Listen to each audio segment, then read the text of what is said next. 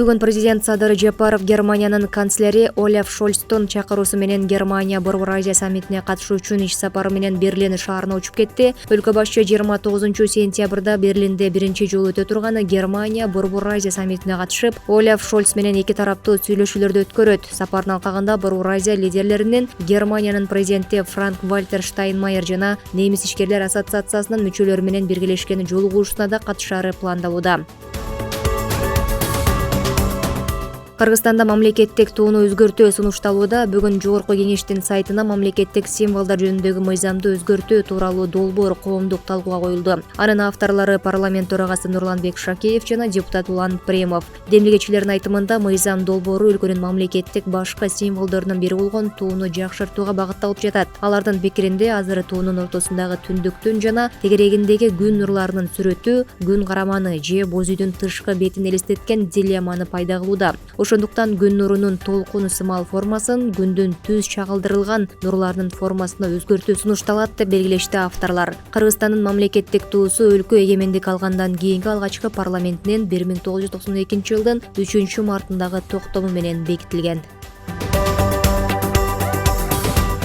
Жогорку кеңеш Конституциялык сот жөнүндө мыйзамга өзгөртүү киргизүү боюнча долбоорду дароо 2 жана 3 окууда талкуусуз эле колдоду. Документти парламентте талкуулабай эле кабыл алууну депутат Надира Нарматова сунуштады. Жыйынтыгында мыйзам долбооруна 2 окууда 64 макул, 2 депутат каршы добуш берди. 3 окууда документти 63 депутат колдоп, 5 эл өкүлү каршы болду. Эми мыйзам долбоору кол коюу үчүн президентке жөнөтүлөт. Конституциялык сот жөнүндө мыйзамга өзгөртүү киргизүү демилгесин президент Садыр Жапаров көтөргөн.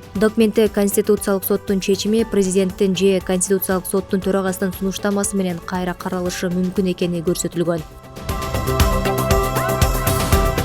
Министрлер кабинетинин төрагасы Акылбек Жапаров билим берүү жана илим министрлигинин жааматына жаңы министрдин милдетин аткаруучу Долдурукүл Кендирбаеваны тааныштырды. Акылбек Жапаров билим берүү тармагында масштабдуу реформалар жүргүзүлүп жатканын белгилеп, жаңы министр ал реформаларды ишке ашыруу үчүн баардык күч-аракеттин жумшаарына ишеним арттаарын билдирди.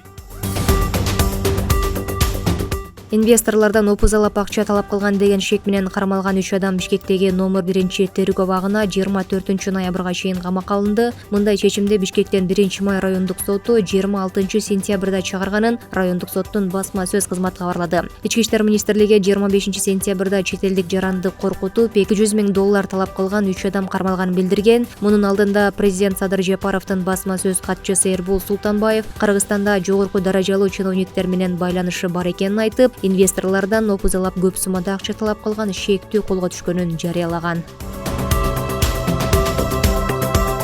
Бишкек жүргүнчүлөр автотранспорттук ишканасы муниципалдык ишканасында эреже бузган айдоочуларга чара көрүү боюнча комиссиянын жыйыны өттү. Муниципалитеттен билдиришкендей, комиссиянын ишинде жол кире акысын нактылай акча менен алган айдоочулардын иши каралды. Жыйынтыгында номер 6-каттамдын айдоочусу Султанбек Жумаев, номер 36-каттамдын айдоочусу Макен Керимбаев, номер 195-каттамдын айдоочусу Дөткүл Мамбетов каттамдан алынды. Буга чейин автобус айдоочулары жол кире акысын нактылай акча менен алган болсо, ал айдоочуга катуу чара көрүлөт эскертилген.